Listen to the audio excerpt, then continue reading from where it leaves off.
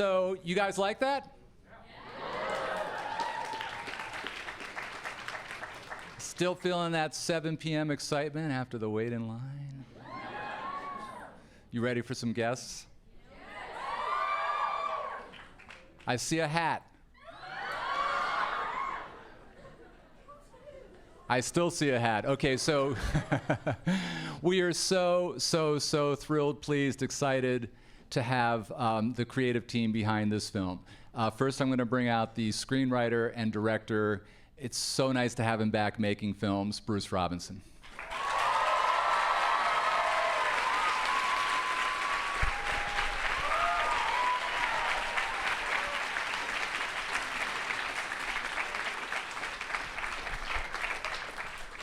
Welcome to the University of Texas.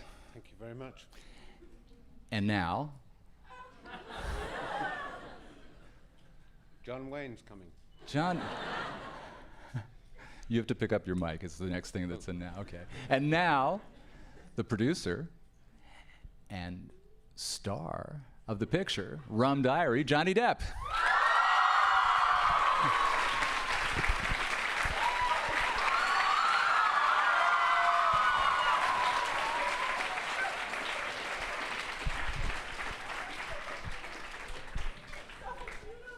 Hi.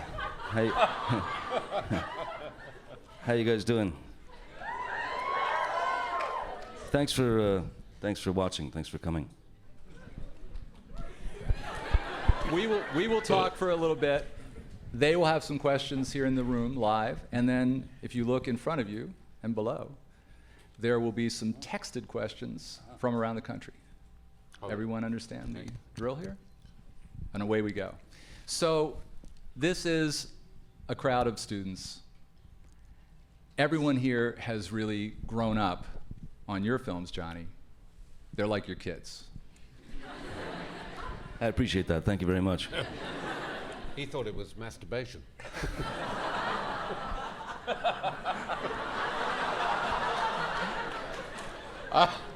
Sorry. But maybe... No, he didn't say a bad word. He didn't. He didn't. But maybe they are... mastication? Is that what it was? Sorry. But maybe they are not as familiar with the work of Hunter S. Thompson. So you're in an interesting situation with this film because you've done something out of your feelings and your passion to try to make sure that that legacy continues with a younger generation that's more familiar with you than with him. And you recruited a fine director who hadn't worked in a while to be your collaborator on this. So I said ahead of time, it's a three-way collaboration, Bruce Robinson, Johnny Depp, and the spirit of Hunter Thompson. The question is, what is it, in terms of Hunter, that you'd like everybody here in the room to sort of take away from this film? And or what is it that you'd like them to think about acting differently after they see this film, which is really his origin story, to be precise about it. Because leaving Fear and Loathing in Las Vegas is 10 years later. Yep. To give the timeline. I mean, basically, if any of you can take anything away with regard to Hunter, walk away with something, understand that the voice that he eventually found, which was his own, was one of the most important and a voice that still resonates, I mean, still reverberates and ping-pongs around to this day and will continue to, and should, because the voice that he found was his own, and the voice that he had was one of rage, and it wasn't out of hatred. The things that Hunter wrote were not out of hatred or sort of menace. It was really more like it was a guy that cared so much that he had to rail against the authority that were, sort of pushing the world, back into its little corner. And Hunter is and always will be that sort of rage against, well, society or the machine or whatever it is, And Bruce, do you want to? Yeah. My view of Hunter is now and was then, the dirty, rotten bastards who run this place were his enemy. And I felt an incredible affinity to him living in England, where obviously I do. And the first time I read Hunter S. Thompson, I thought, Jesus Christ, here is somebody who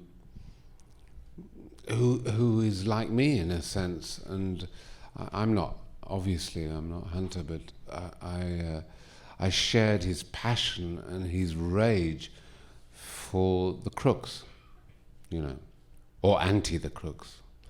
And so when Johnny sort of dragged me out of what you call retirement, which he did. Basically, the jungle. He got me years. out. I mean, I really genuinely and honestly never thought I'd ever make another film in my life.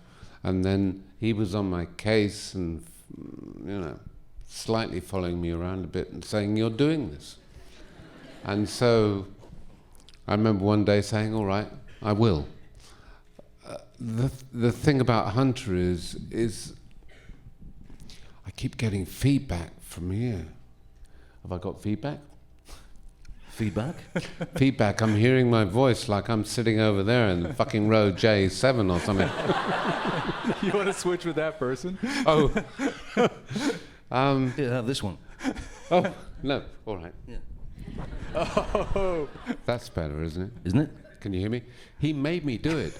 He fucking made me do it.